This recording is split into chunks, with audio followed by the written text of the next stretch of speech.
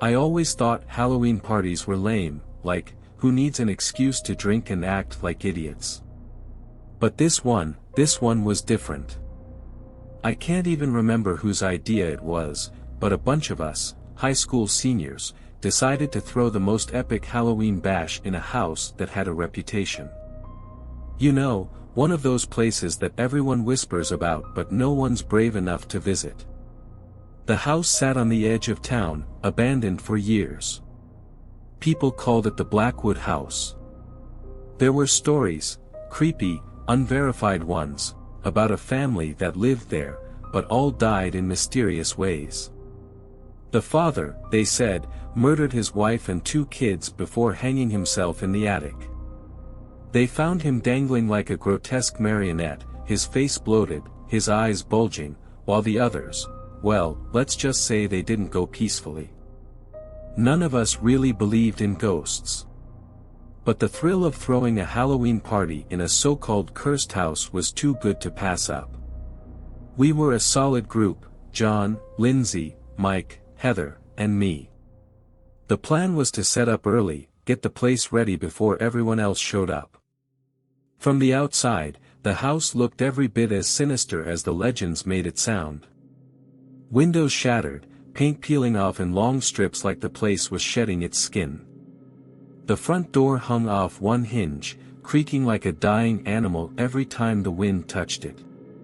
Yeah, real horror movie stuff. Once we stepped inside, though, the air felt wrong. The musty scent of decay hit us first, but there was something else. A heaviness, like the house was watching us. Just our imagination, I thought. Or maybe it was the nerves of trying to act all cool while I could feel that chill running down my spine. At first, things were normal enough. We set up speakers, draped fake cobwebs, and laughed about the legends. But there were little things that started bothering me.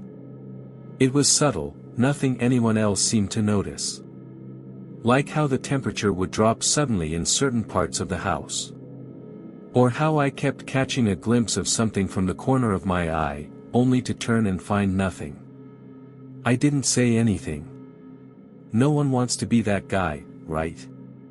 The one who ruins the mood with, hey, maybe this place really is haunted. By the time the guests started rolling in, the place was packed with bad costumes, loud music, and way too much alcohol. It almost felt like a normal Halloween party, until it didn't. It started small, almost unnoticeable. Lindsay was the first to say something was off. We were in the middle of the party, and she came up to me, frowning. "Did you hear that?" she asked, her voice barely loud enough to be heard over the music. "Hear what?" I glanced around, but all I could hear was the pounding bass and the sounds of people laughing and shouting. She shook her head, looking uncertain. "I don't know. It sounded like someone crying." I brushed it off, thinking it was just her imagination. "This house is falling apart, probably just the wind." I was about to tell her not to worry about it when Mike came stumbling over, clearly buzzed. "Yo, did anyone mess with the upstairs?" "The attic, specifically?" he asked, wiping sweat from his brow. I felt a little chill. "Why?" "'Cause someone's been stomping around up there." He swayed a bit, then grinned like it was all a joke. I went up to see if someone was sneaking around, but the stairs to the attic, they creak like crazy, and nobody's there. I didn't say anything, but I could tell from Lindsay's expression that she didn't like that. Mike, being Mike, just laughed it off and wandered back into the crowd. I figured it was just another random house noise. Again, this place was old, and the wind had been picking up outside. But then things got weirder. Heather, who had been decorating earlier, came up to me, looking pale. "I swear we closed that door," she said, pointing to the far corner of the house where the cellar door stood slightly ajar. "It was locked when we got here." "I'm sure of it." I went over and shut it, hearing the heavy thunk of the bolts sliding back into place. "Maybe it just worked itself loose," I said, but my own voice sounded uncertain, even to me. It wasn't until an hour later that the real discovery happened. I was heading upstairs to find the bathroom, because someone had already clogged the downstairs one, of course, when I saw something odd at the end of the hallway. The door to the attic was slightly open. Just a crack. Mike had already mentioned the attic, so my curiosity got the better of me. I figured someone had finally gone up there to investigate, maybe find a quiet place to make out or something. But as I walked closer, the air grew colder, thick with a strange metallic smell that made the hair on the back of my neck stand up. I nudged the door open and stared into the dim space beyond. The attic was a long, narrow room with low, sloped ceilings and dust-covered beams. And there, in the center of it, was something that shouldn't have been there, a rocking chair, gently moving back and forth, like someone had just been sitting in it. My blood ran cold. I hadn't seen a chair like that when we first explored the house. Before I could make sense of it, a loud, rhythmic thud echoed from the corner of the attic. I nearly jumped out of my skin, but forced myself to turn toward the noise. That's when I saw it, an old, rotting rope, tied into a noose, dangling from the beam in the shadowy corner of the attic. It swayed slightly, like it had just been disturbed. There was no wind-up here. Nothing that should have moved that rope. Suddenly, a sharp, cold breeze shot past me, and the door behind me slammed shut with a deafening bang. My heart leapt into my throat, and I bolted for the door, yanking it open and tearing down the stairs, my pulse pounding in my ears. Back in the chaos of the party, the music and noise felt like a safe barrier from whatever the hell I'd just experienced. I found Lindsay and Heather in the kitchen and pulled them aside. "We need to get out of here," I said, my voice low but urgent. They both stared at me, their faces pale. They didn't argue. I dragged Lindsay and Heather into the front hallway, away from the noise of the party. The music pounded on, blissfully unaware that something seriously wrong was going on. I wasn't sure what to say first, but I knew we couldn't stay in that house any longer. Heather looked like she was barely holding it together. "What did you see?" she asked, her voice shaking. I took a breath, trying to steady myself. "There's something in the attic. Something wrong." There was a chair rocking by itself, and I trailed off, but I didn't need to say more. The image of that swaying noose was burned into my mind. Heather looked horrified, but Lindsay's face was worse. She wasn't just scared, she looked like she knew exactly what I was talking about. "I saw the same thing earlier," she whispered. I didn't want to say anything because I thought it was just my imagination. But I went up there before anyone arrived, just to check the place out. That chair, it wasn't there then. The words sank in like lead in my stomach. I wasn't imagining it. Something had moved that chair, or worse, something had brought it in after we'd arrived. "We've got to tell the others," I said, glancing over my shoulder at the sea of people who were still dancing, drinking, and laughing. They had no clue what was going on upstairs. Lindsay grabbed my arm, her grip tighter than I expected. "No," she said, shaking her head. "If we start telling everyone, it'll cause a panic. We need to figure out what's happening first." Before I could argue, Mike stumbled over, clearly drunk but with a serious expression on his face. "Dude, we've got a problem." I thought he was just going to complain about the keg running dry or someone throwing up, but his next words sent a chill down my spine. "There's something in the basement." Heather went pale. "We locked that door," she whispered. "Yeah, well, it's not locked now," Mike said, his voice unusually sober. "And someone, or something, keeps pounding on it from the inside. Like something's trying to get out." My heart dropped. The attic. The basement. The stories we'd all shrugged off when we first arrived came rushing back to me in terrifying clarity. The Blackwood family. The murder-suicide. The father who hung himself. The bodies they found in the cellar. This wasn't just a creaky old house, it was a tomb, and something inside it was waking up. "All right, we're shutting this down," I said, my voice barely hiding my panic. "Get everyone out of the house. Now." But before any of us could move, the lights flickered violently, the music screeched to a distorted halt, and then the whole house went dark. For a moment, the party fell into a stunned silence. Then the chaos began. People started shouting, fumbling for their phones to light their way. The room was suddenly filled with nervous laughter, and I could hear someone trying to crack a joke about the power going out. But I knew better. I grabbed Lindsay and Heather. "Stay close. We need to get out of here." We pushed our way through the crowd, but before we could reach the door, there was a loud bang from the basement. A horrible, scraping noise followed, like nails dragging along the walls. The house seemed to groan around us, and then something I'll never forget happened. A cold, unnatural wind blew through the room, freezing us in place. It came from nowhere, swirling around us, and I swear I heard whispering in it. Soft, chilling voices murmuring things I couldn't understand. Heather gasped, her eyes wide with terror. "Did you hear that?" Lindsay nodded, tears brimming in her eyes. "We need to go."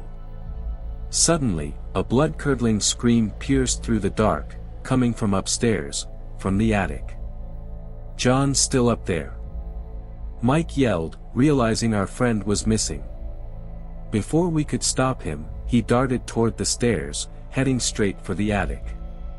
"No!" I shouted, but it was too late. The second Mike reached the top of the stairs, the door to the attic slammed shut on its own. There was a sickening crack of wood, followed by a low, guttural moan. It wasn't human. It wasn't John. We were frozen in place, staring up at the now silent attic door. The partygoers who were still in the house had gone quiet, all eyes on the stairs, as if waiting for something to emerge. And that's when the basement door creaked open behind us. I don't think I've ever felt fear like that before.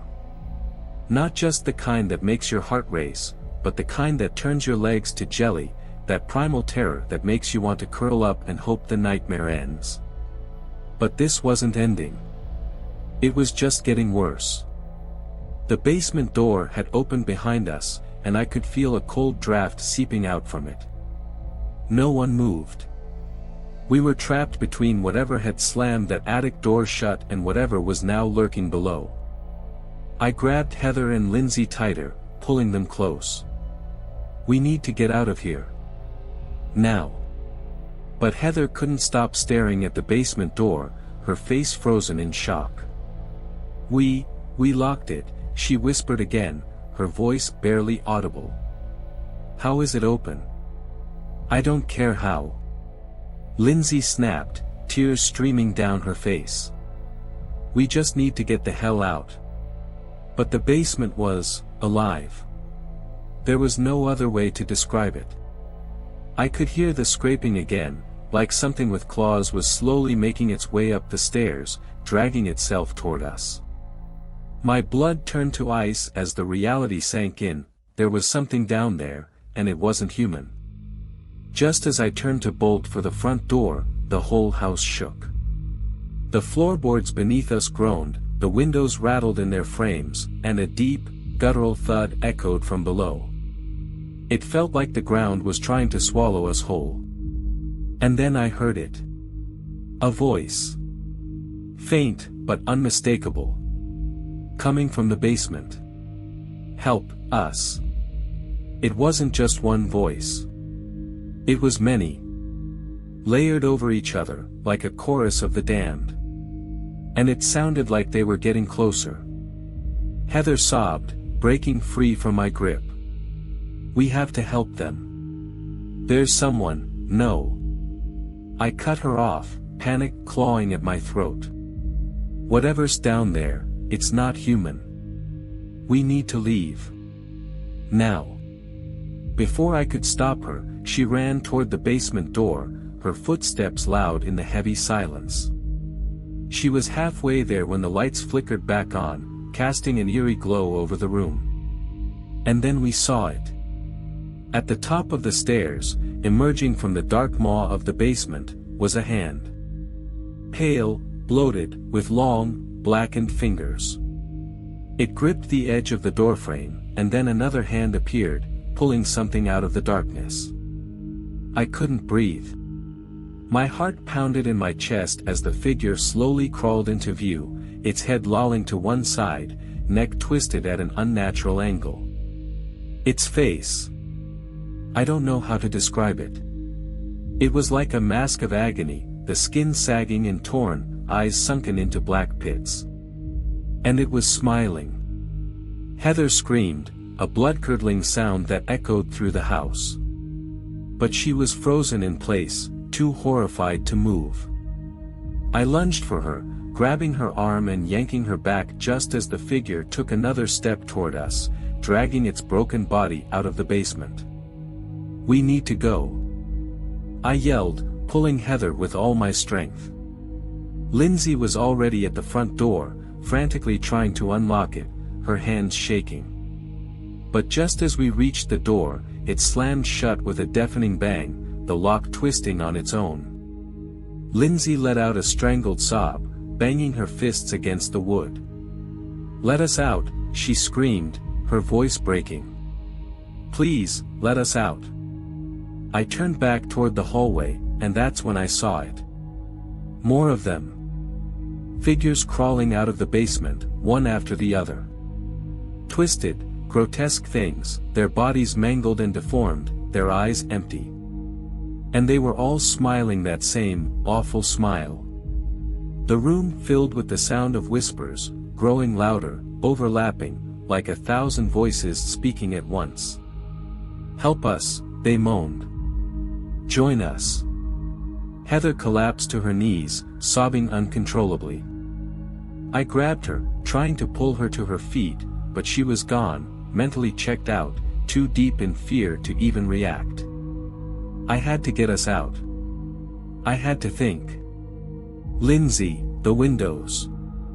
I shouted, my voice shaking. "Break them!" She was already on it, grabbing a chair and slamming it into the nearest window. But the glass didn't shatter. It didn't even crack. The whispers grew louder, the figures drawing closer. I could feel them surrounding us, the cold air pressing in on all sides. My chest tightened, panic threatening to take over. I grabbed the chair from Lindsay and hurled it again, with everything I had, but it was like hitting a wall. The window wouldn't break. "We're trapped," Lindsay sobbed, backing up against the wall, her eyes wide with terror. And then I heard something that made my blood run cold. From the top of the stairs, a voice, unmistakable. It was John. But the tone was wrong. Too flat. Too calm. "Come upstairs," it said. "Everything's fine. Come see." I looked up and saw the attic door slowly creak open. And standing there, in the shadow, was John. But he wasn't smiling. And that's when I knew. Whatever was in this house had already taken him.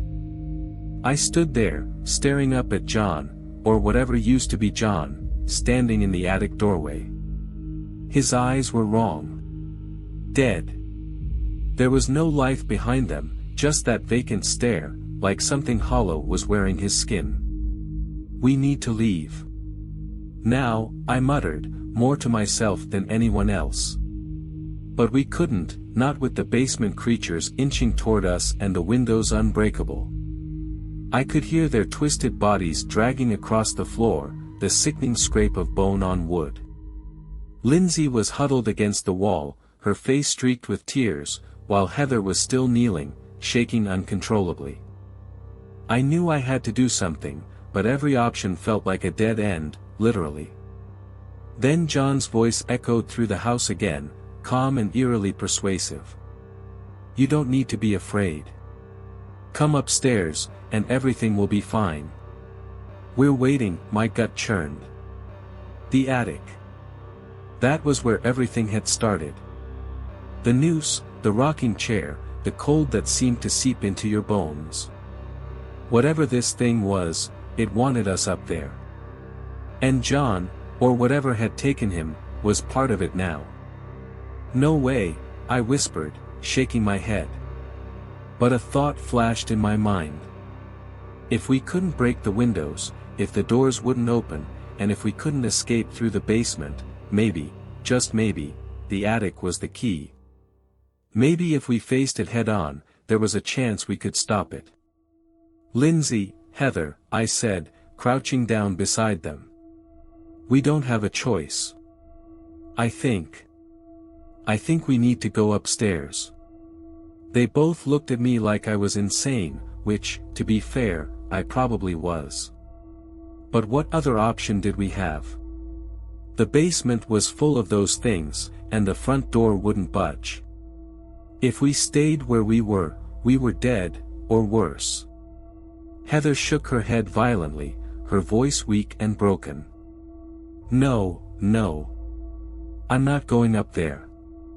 "I don't want to either," I said, my heart hammering in my chest.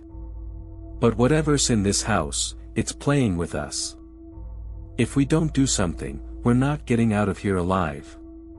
Lindsay was biting her lip so hard it looked like she might draw blood, but after a long, agonizing pause, she nodded. "Okay," she whispered. "But if we go up there, we stay together." I helped Heather to her feet, though she could barely stand. She was shaking like a leaf, her legs weak.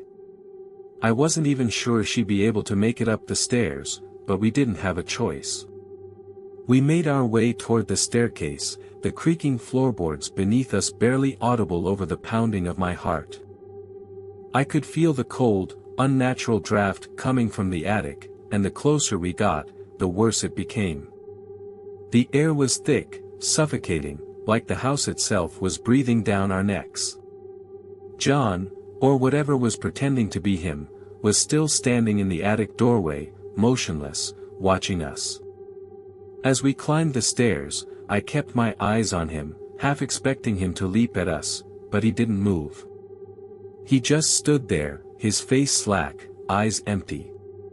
When we reached the top, the attic door swung open wider, as if inviting us in. The temperature dropped even more, and I could see my breath fogging in the air. The smell hit me next, metallic, like blood, mixed with something rotten. Heather whimpered beside me, and I reached out to squeeze her hand. "Stay close," I whispered, my voice trembling. We stepped into the attic. It looked the same as before, the rocking chair in the center, the noose hanging from the beam, swaying ever so slightly. But there was something else now. In the corner, half hidden in the shadows, was a figure. It was slumped against the wall, its head bent at an unnatural angle, its face hidden behind a curtain of matted, filthy hair. Lindsay gasped, her hand flying to her mouth. "Oh my God," she whispered. "Is that?" I nodded, my stomach lurching. "The father," I muttered. "The one who killed his family." The figure twitched, its head jerking up slightly as if it had heard me. And then it moved. Slowly, agonizingly, it lifted its head, revealing a face twisted in anguish, skin peeling from its skull, eyes wide and empty like black holes.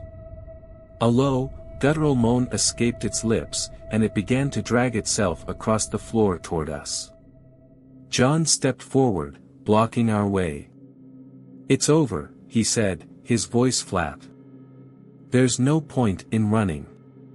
But I wasn't listening anymore. I was focused on the noose, the same noose that had swayed when I'd first seen it. I didn't know why, but something in my gut told me it was important. "Lindsay," I said, my voice tight with fear, "get the noose." "What?" she gasped, looking at me like I'd lost my mind. "Just trust me," I shouted, my pulse racing. "Get it down." Without hesitation, she ran toward it. As soon as her hands wrapped around the rope, the house screamed. I don't know how else to describe it. It was a deafening, ear-splitting shriek that shook the entire attic. The figure on the floor let out a horrible wail, like it was in agony. The light above us flickered violently, and I could feel the house shudder, like it was being torn apart. "Pull it down," I yelled, covering my ears. Lindsay yanked at the noose, struggling against it, but finally, with a sharp snap, it came loose. The moment it did, the screaming stopped. The house fell deathly silent. And then, it was over. The figure on the floor was gone. John collapsed, unconscious, but breathing. The attic was still, the air warm again, the cold and the smell vanishing as if they'd never existed. We stood there in stunned silence, trying to process what had just happened. It was over. We stood there, frozen, not daring to believe that it was actually over. The air was still, the cold had lifted, and the house felt empty. No whispers, no creaking floors, just an eerie silence.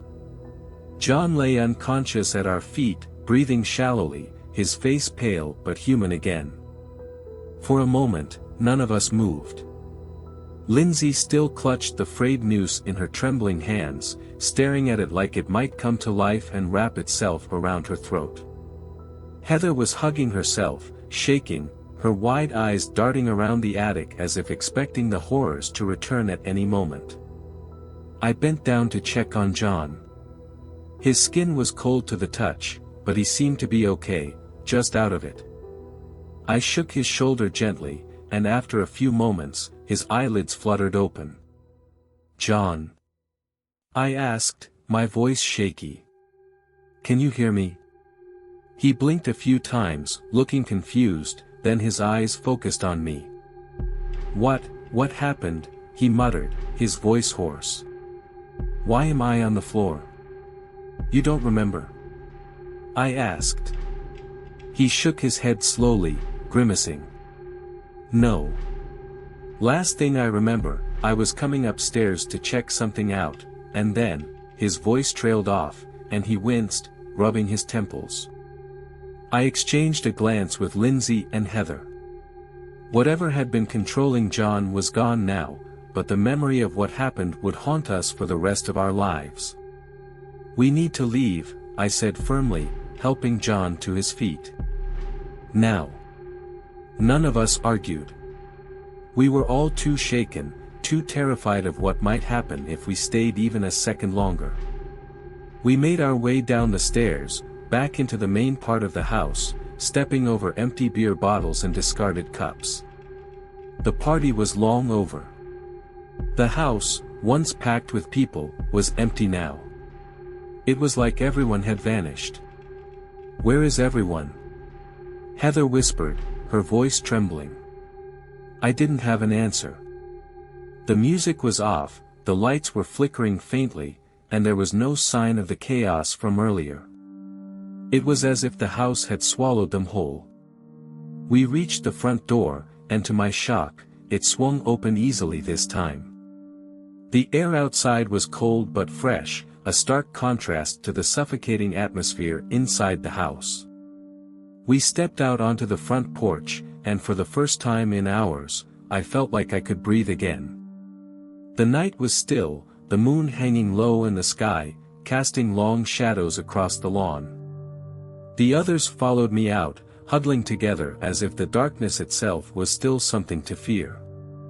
The house loomed behind us, silent and foreboding, as though it was watching us leave, satisfied. We didn't say much as we walked down the overgrown path toward the street. Everyone was too shaken to speak. I kept glancing over my shoulder, half expecting to see one of those twisted figures from the basement dragging itself after us, but the house remained still. Lifeless. Once we reached the street, I turned to the others. "Is everyone okay?" Lindsay nodded, though her face was pale, and her eyes were still wide with fear. Heather was silent, clutching her arms like she was trying to hold herself together. John leaned against a tree, breathing heavily, his hands trembling. "I think so," John finally said, his voice shaky. "But, what the hell happened in there?" I shook my head, trying to piece it together myself. "I don't know. But whatever it was, we stopped it. The noose, it had something to do with it." Lindsay glanced down at the noose in her hands, her expression full of disgust. She dropped it on the ground like it was poison, then took a deep breath. "I don't ever want to go near that house again." "No one's ever going near it again," I said firmly.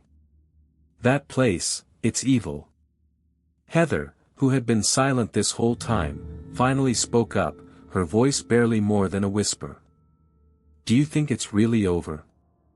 I didn't know how to answer. Part of me wanted to believe it was, that pulling down the noose had broken whatever curse was tied to that house. But another part of me, the part that had felt the cold, heard the whispers, and seen the dead-eyed figures crawling from the basement, knew that places like Blackwood House didn't just stop being haunted. "We're alive," I said, my voice hollow. "That's all that matters right now."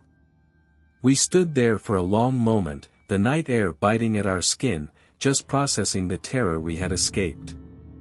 None of us spoke, but we all shared the same silent understanding: we had survived something we would never fully comprehend.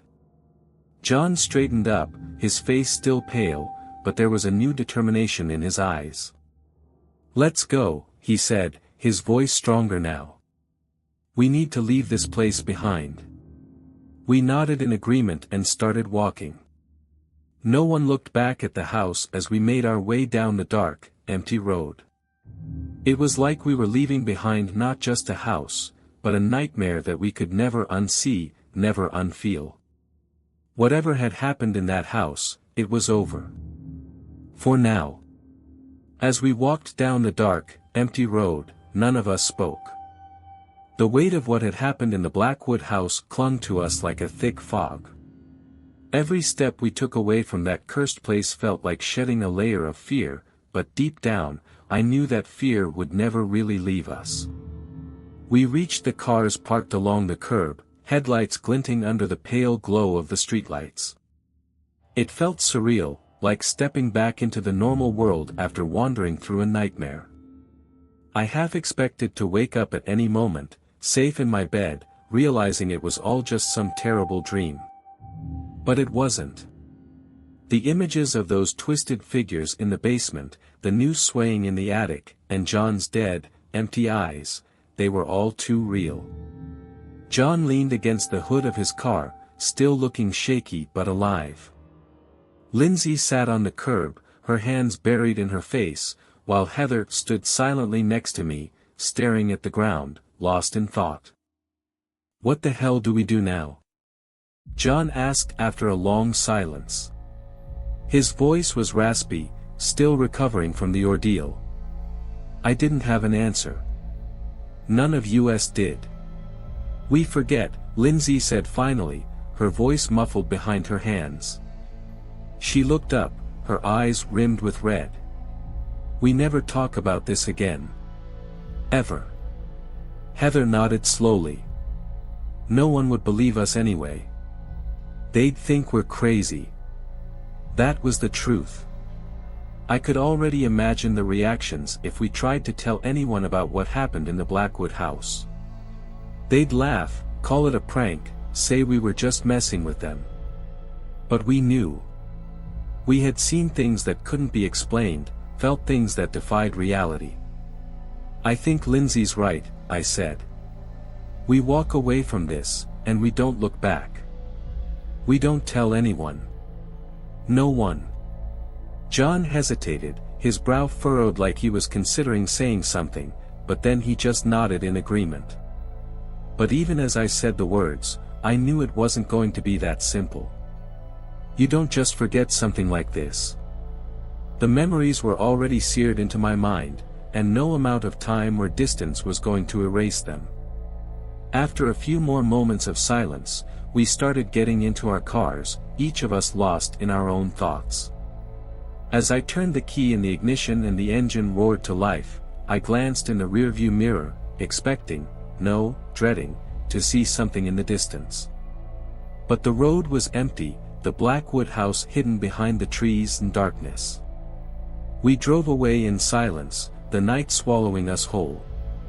Reflection: it's been a few months since that night, and I wish I could say I've moved on. But I haven't. None of us have.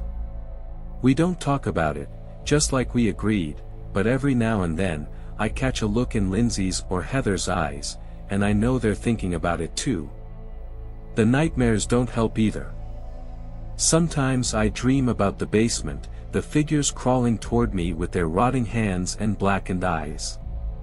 Other times, it's the attic, the new swaying, John standing in the doorway, his voice calling me upstairs. And when I wake up, there's always that lingering feeling that something followed me out of that house. The weirdest part?